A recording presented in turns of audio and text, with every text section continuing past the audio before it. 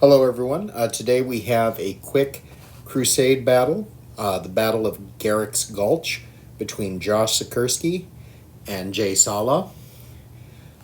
Captain Rico's and Crimson Fists arrived on the world of Garza II to put down an uprising by regiments of Fleet Quartus affected by the murder curse.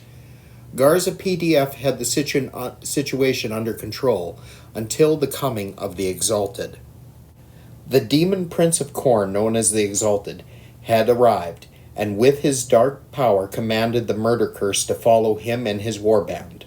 The Exalted had done this on half a dozen worlds already, greatly amplifying the slaughter.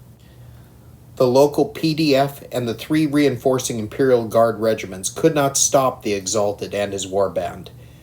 The Exalted and his warband were now spearheading an attack on Hive Secordia. Captain Rico and his Crimson Fists fortified the approach to the Hive at an outer industrial settlement known as Gerriks Gulch. The settlement had been damaged in the initial outbreak of violence. Rico knew that in order for the Imperium to cleanse this world, the Exalted and his warband would need to be halted and destroyed.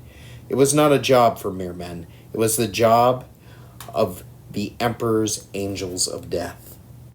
The Exalted's forces began the battle by charging the center of the Crimson Fist line, cutting down the Hellblasters and the aggressors in a fierce melee that broke the first line of the Crimson Fist defense. Captain Rico's Terminators teleported in behind the Exalted's warband, encircling them and laying down withering fire. Caught by this fire, the Exalted's forces split in two, with a warband and his retinue charging across through the fire to cut down the Terminators, only to find themselves far away from supporting the main assault. Captain Rico's secondary line of defense poured fire on the advancing Berserkers, scouring them from the planet. This allowed the Dreadnought to launch a countercharge that saw the Berserker champion crushed beneath his fists. Meanwhile, another Khornate champion led a flanking attack on the Stern Guard, led by the Judicar known as the Silent Judgment. The veteran Marines met the onslaught head-on, and with fierce determination, cut down the Berserkers. Meanwhile, the Dreadnought continued his counterattack, crashing into the Exalted. The Exalted's blade slammed into the Dreadnought's shoulder and lodged there, and the Dreadnought punched into the Exalted's chest and with adamantium servos crushed the demon's heart. An explosion of blackness burst out where the Exalted had stood, causing the battlefield to go dark before disappearing amidst a Krakatoa scream of rage. Captain Rico silently thanked the Emperor. They had done it. They had banished the Exalted back to the warp. The Khornate Rhino was turning to flee, and on Captain Rico's helm he could pick up the confused and despairing Vox traffic of the follow-on elements of the Khornate host. The last Khornate champion and his squad charged on in a mindless rage with the banishment of the Exalted.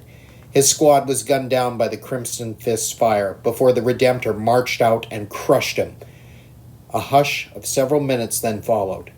It was broken by the rumble of artillery on either side of them as the PDF and the Imperial Guard forces launched an assault on the rest of the murdered cursed host. As it stood there, demoralized and leaderless, the Imperial Guard and PDF should be able to cleanse the planet of the Chaos Taint in the next 3 months, Captain Rico thought. Without the Exalted and his warband, the murder-cursed had no hope. The Crimson Fists would leave this war to the PDF and the Astra Militarum, and move on to the next crisis. The Battle of Gerriks Gulch would be added to the chapter's Roll of Honor. Thank you for watching. I hope you've liked and enjoyed this. If you have, please hit like and subscribe.